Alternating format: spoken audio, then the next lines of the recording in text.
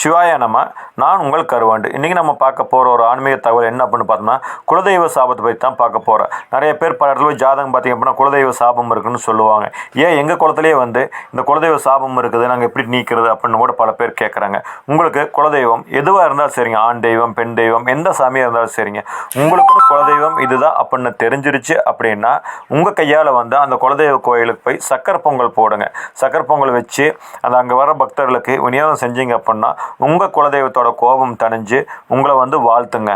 அது மட்டும் இல்லை, குலதெய்வத்துக்கு இளநீர் தேன் 2 அபிஷேகத்துக்கு பொருளாக கொடுங்க. அதாவது சாமிக்கு அபிஷேகம் பால் தயிர் இந்த வெண்ணெய் இந்த மாதிரிலாம் அபிஷேகம் பண்ணுவாங்க இல்லைங்களா. அப்போ நீங்கள் என்ன பண்ணுறீங்க அப்படின்னா இளநியும் தேனும் வாங்கி கொடுங்க. அதை வாங்கி தரும்போது உங்களுக்கு அபிஷேகம் செய்யும் போது சாபங்கள் நீங்குங்க. அடுத்தது பார்த்திங்க அப்படின்னா குலதெய்வத்துக்கு ஈஸியான வழி எது அப்படின்னு பார்த்திங்க அப்படின்னா பச்சரிசி மாவிளக்குங்க.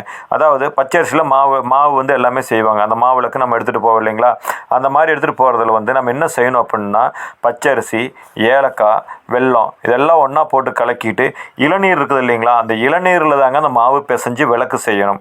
அந்த இளநீரில் மாவு பிசைஞ்சு விளக்கு செஞ்சு அதில் நெய் தீபம் விடணுங்க. நெய் விட்டு 2 திரி போட்டு நெய் தீபம் விட்டுருந்தால் அந்த விளக்கு நம்ம குலதெய்வ கோயிலில் போடணும். அப்படி நீங்கள் போடும்போது ரொம்ப ஈஸியாக குலதெய்வத்தோட சாபங்கள் நீங்கி உங்களுக்கு சுபச்சமே பிறக்குங்க. குலதெய்வத்தை வேண்டி எவ்வளோ பெரிய ஆளாக இருந்தால் சரிங்க, இந்த மாதிரி நீங்கள் செஞ்சு பாருங்கள். அப்படி எங்களுக்கு குலதெய்வம் எதுன்னு தெரியல அப்படின்னு நீங்கள் நினைக்கும் போது ரொம்ப பழமையான கோயில் சிவன் பெருமான் கோயிலுக்கு போங்க. சிவன் கோயிலுக்கு போய் அங்கே எங்கேயுமே பார்த்தீங்கன்னா சண்டிகேஸ்வரர் சாமி இருக்கு இல்லைங்களா, அங்கே போய் கைதட்டி சாமி கும்பிடுவாங்க இல்லைங்களா. அங்கே போய் நின்றுட்டு இந்த மாதிரி எனக்கு என் குலதெய்வம் தெரில, நீங்கள் காட்டி கொடுப்பா அப்படின்னு சொல்லி சண்டிகேஸ்வரர்கிட்ட நீங்கள் வேண்டிட்டு வந்தீங்க அப்படின்னா உங்களுக்கு குலதெய்வம் எது அப்படின்னு சண்டிகேஸ்வரர் உங்களுக்கு கனவுலையோ அல்லது தத்ரூபமாகவோ சொல்லுவாருங்க. இதை நம்பிக்கை உள்ளவங்க செஞ்சு பாருங்கள். இப்போ நிறைய பேர் எங்கள் கோயிலுக்கெல்லாம் வந்தாங்க அப்படின்னா எங்களுக்கு முன்னோர்களோட சாபம் குலதெய்வத்தோட சாபம் இருக்குது அப்படின்னு நிறைய பேர் சொல்கிறாங்க. பல பேர்த்துக்கு குலதெய்வம் தெரியல, ஆனால் அந்த சாபம் எங்களுக்கு இருக்குது, நாங்கள் என்ன பண்ணுறது அப்படின்னு கேட்குறவங்களுக்காக தான் இந்த பதிவை நாங்கள் போட்டுக்கிறோம். உங்களுக்கு பிடிச்சிருந்தா செஞ்சு பாருங்கள், நம்பிக்கை இருந்தால் செஞ்சு பாருங்கள். வாழ்க வளமுடன். சிவாய நம. இந்த சேனல் பிடிச்ச சப்ஸ்கிரைப் பண்ணி வச்சுட்டு லைக் பண்ணுங்கள், ஷேர் பண்ணி விடுங்க.